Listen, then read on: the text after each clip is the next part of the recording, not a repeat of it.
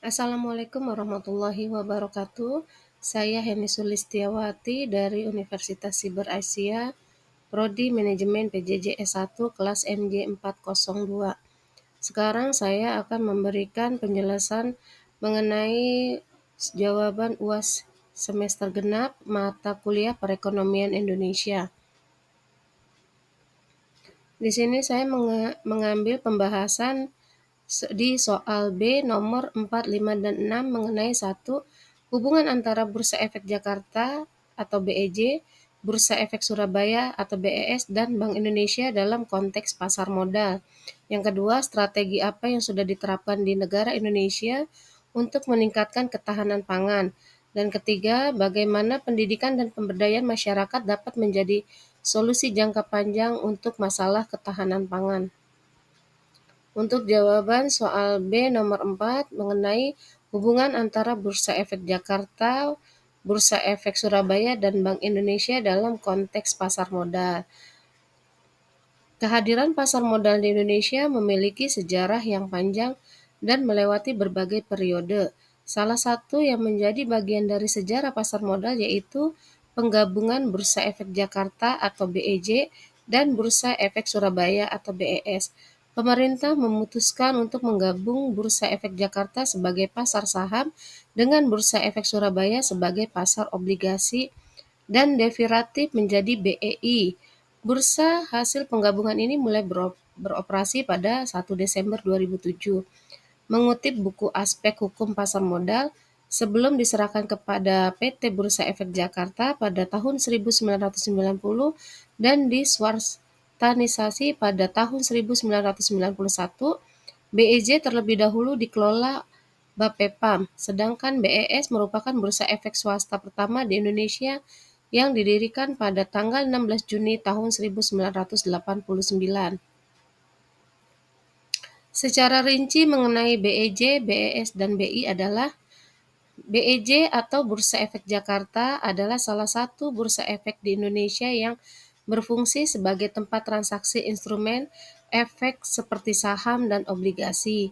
BEJ memiliki peran penting dalam pasar modal Indonesia karena menjadi tempat bagi perusahaan untuk mengumpulkan modal dengan cara menjual sahamnya kepada publik. Selain itu, BEJ juga berfungsi sebagai tempat bagi investor untuk membeli atau menjual saham dan obligasi. BES atau Bursa Efek Surabaya juga merupakan bursa efek di Indonesia yang memiliki fungsi yang sama dengan BEJ. Namun, BES berlokasi di Surabaya, bukan di Jakarta.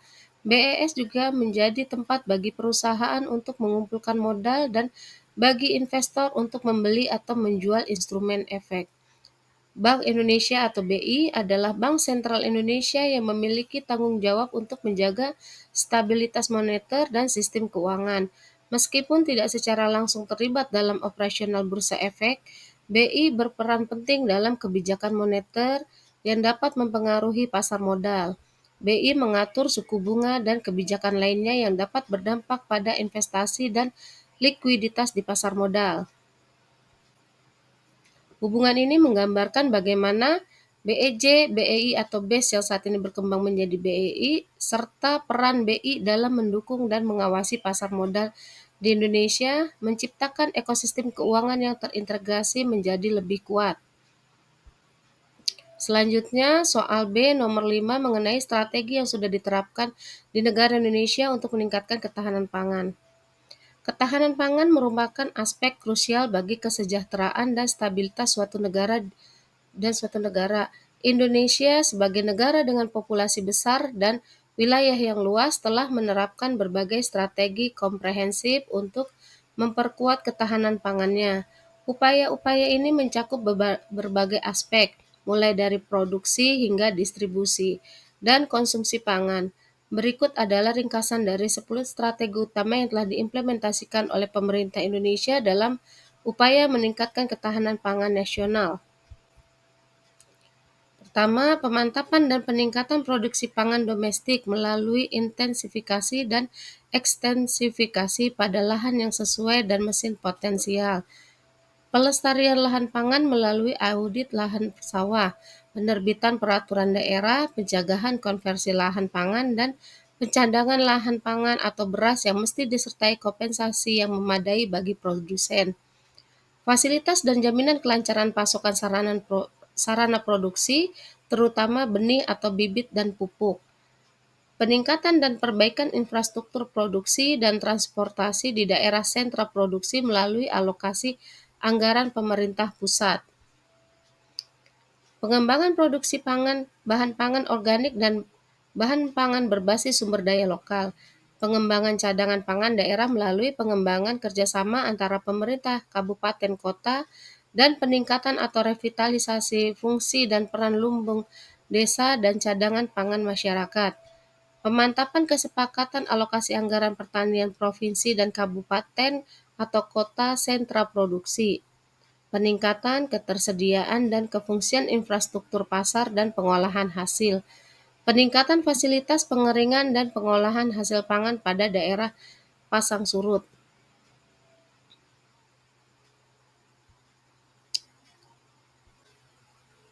Selanjutnya soal B nomor 6 mengenai pendidikan dan pemberdayaan masyarakat dapat menjadi solusi jangka panjang untuk masalah ketahanan pangan. Pendidikan dan pemberdayaan masyarakat dapat menjadi solusi jangka panjang untuk masalah ketahanan pangan, merupakan dua elemen kunci yang dapat menjadi solusi jangka panjang untuk masalah ketahanan pangan. Keduanya saling terkait dan dapat meningkatkan kapasitas masyarakat dalam mengelola sumber daya, meningkatkan keterampilan, dan menciptakan kemandirian ekonomi. Program pendidikan yang berfokus pada pembelajaran sepanjang hayat dapat menunjukkan bagaimana akses pendidikan yang lebih baik dapat mengubah kehidupan masyarakat. Pendidikan berbasis masyarakat memungkinkan individu untuk mengelola sumber daya mereka sendiri dan memahami cara-cara untuk meningkatkan produksi pangan. Dengan pengetahuan yang tepat, masyarakat dapat mengadopsi praktik pertanian yang lebih berkelanjutan dan efisien, yang pada gilirannya dapat meningkatkan ketahanan pangan lokal. Ketika pendidikan dan pemberdayaan masyarakat digabungkan, maka mereka menciptakan lingkungan yang mendukung inovasi dan berkelanjutan. Pendidikan yang inklusif dan berkelanjutan mendorong masyarakat untuk berpartisipasi dalam proses pengambilan keputusan dan pengelolaan sumber daya. Hal ini penting untuk menciptakan ketahanan pangan yang tidak hanya memenuhi kebutuhan saat ini, tetapi juga mempersiapkan masyarakat untuk tantangan di masa depan.